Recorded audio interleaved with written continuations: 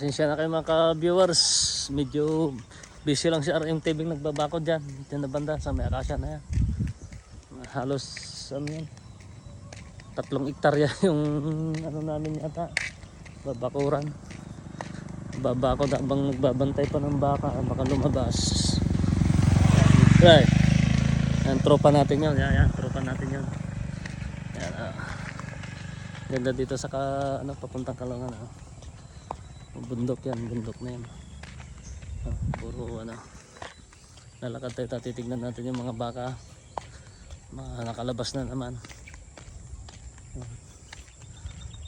Utay-utay lang yung trabaho namin kasi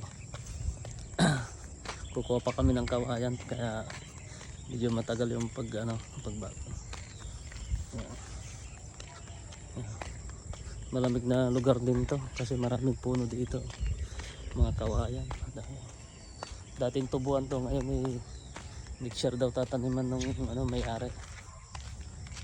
Dito na yung mga baka agad.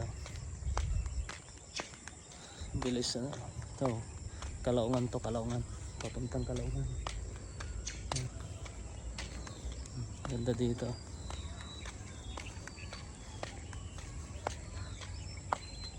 Dati kasi dito yung nagtatanim kami ng saging dito. Mula nung nagbagyuan wala na.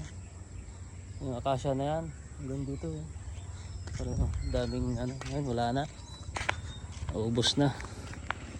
Naubos ng naubos na yung mga saging. Pero hindi nakalabas yata yung bata.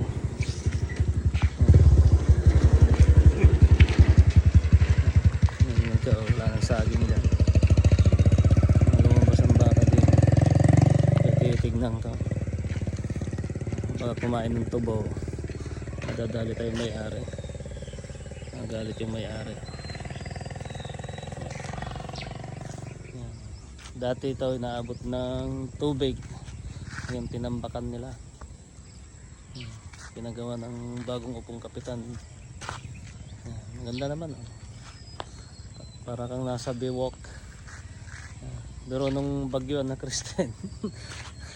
Ito yung tubig niya. Yan kataas na yan. Green nyo. Galing sa bundok lahat. Ang tubig.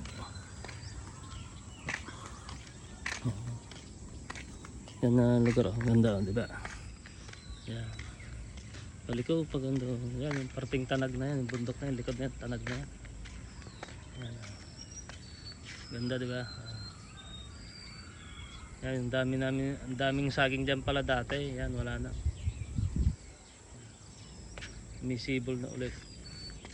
Dadali nung Kristen. Talagang maganda dito. Pasyal kayo dito, maganda dito mag-standby. Yan, puro tubuan yan, bundukan. Yan. Diba?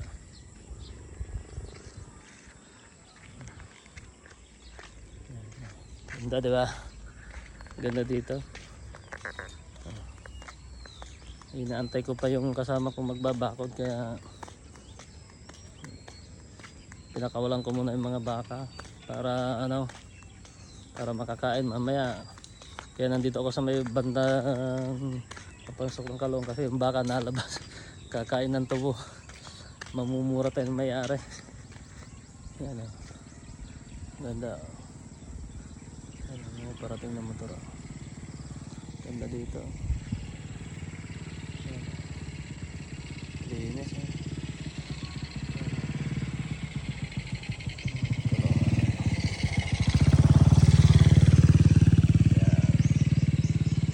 Ganda, diba? Linis. Kaso ito binabaha talaga ito pag malakas ang yung bagyo. Mataas ang tubig yan. Kasulit dito.